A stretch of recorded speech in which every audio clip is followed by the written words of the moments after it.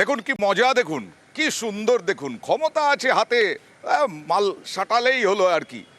কিরকম সেতু করতে পারে না, ব্রিজ করতে পারে না, বাঁশের সাঁকো পর্যন্ত দিতে পারে না, নদীর উপরে রাস্তা বানিয়ে দিল পঞ্চায়েত। চন্দ্রকোনায় দেওয়া যায়? নদীর ওপর রাস্তা বানানো যায় এইভাবে? হ্যাঁ মানলাম, গ্রামবাসীদের জন্য আপনারা ভারী উপকার করছেন, ভারী উপকারের কথা ভাবছেন, কিন্তু তার জন্য একটা ব্রিজ করতে পারেননি, একটা বাঁশের সাঁকো দিতে পারেননি, একটা সেতু করতে পারেননি, বানিয়ে দিলেন রাস্তা কেঠিয়া নদীর ওপর।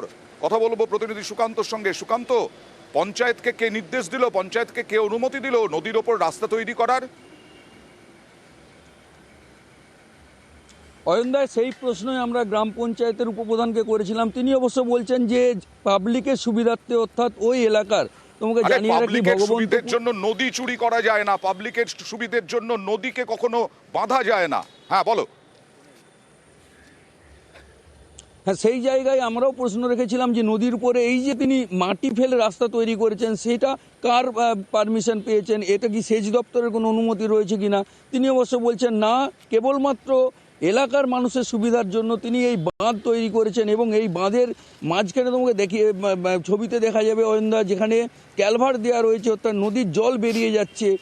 নদীতে বেশি জল হলে তখন কি করা হবে, তখন ওই বাঁধকে সরিয়ে দেওয়া হবে বলে গ্রাম পঞ্চায়েতের উপপ্রধান জানাচ্ছেন। আর এই চিত্রটাই বছরের পর বছর ঘুরে আসে। দেখাই একটু।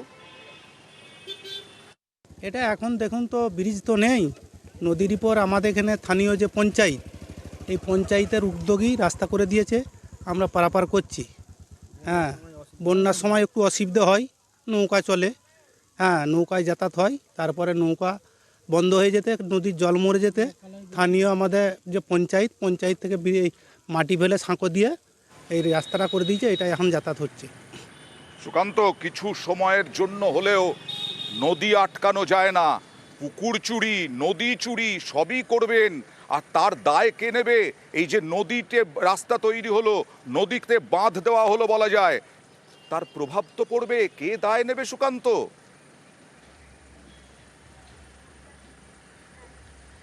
একদমই অয়নদা, সেই প্রশ্নই উঠে আসছে যে এর দায়ভার, অর্থাৎ নদীর গতিপথ পরিবর্তন হতে পারে, সেক্ষেত্রে এই গ্রাম পঞ্চায়েত কী ব্যবস্থা নিতে পারে, কিন্তু সেই উত্তর আমরা পাইনি। কিন্তু এলাকার মানুষ যেটা বলছেন যে তাদের সুবিধার জন্য গ্রাম পঞ্চায়েত এই ব্যবস্থা করেছেন। শুধু ওই নদীর উপর দিয়ে মানুষ হেঁটে যাচ্ছে নয়, গাড়ি যাচ্ছে, পণ্য বোঝাই গাড়ি যাচ্ছে, যাত্রী বোঝাই গাড়ি যাচ্ছে। যে ছবি দেখলে একটা বিরল ছবি মনে হবে, যে নদীর বক্ষে রাস্তা, সেই রাস্তার উপর দিয়ে গাড়ি চলেছে।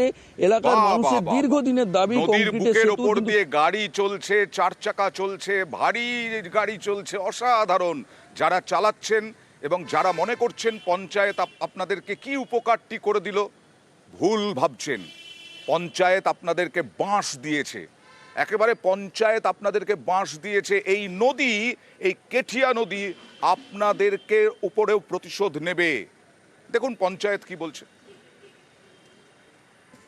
না, পোল ছিল আগে, পোল বন্যাতে ভেঙে গেছিলো। তারপরে আমার যখন জল থাকে নদীতে, তখন গ্রাম পঞ্চায়েত থেকেই নৌকার ব্যবস্থা করা হয়। তারপরে এখন নদীতে জল অনেকটা কমে গেছে, আর নৌকা চলে না। তার জন্যই আমাকে এই কালভার স্যাকো দিয়ে কিন্তু মানুষের পারাপারের জন্য, সুবিধার জন্য আমাকে এটা করতে বাধ্য হয়েছে।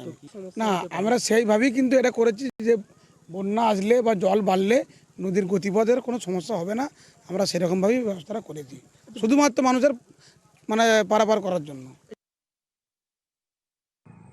আগে যে গভর্নমেন্ট চলেছে সেই সময় উন্নতি তো হয়নি।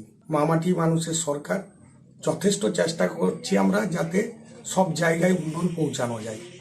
ওই সমস্যা মেটানোর জন্য আমরা ডিএম সহ নানা এরিয়ায় আমরা অ্যাপ্লিকেশন পাঠিয়েছি। আগামী দিনে অবশ্যই ওই সমস্যা মিটবে এই আশা রাখি। আর আমরা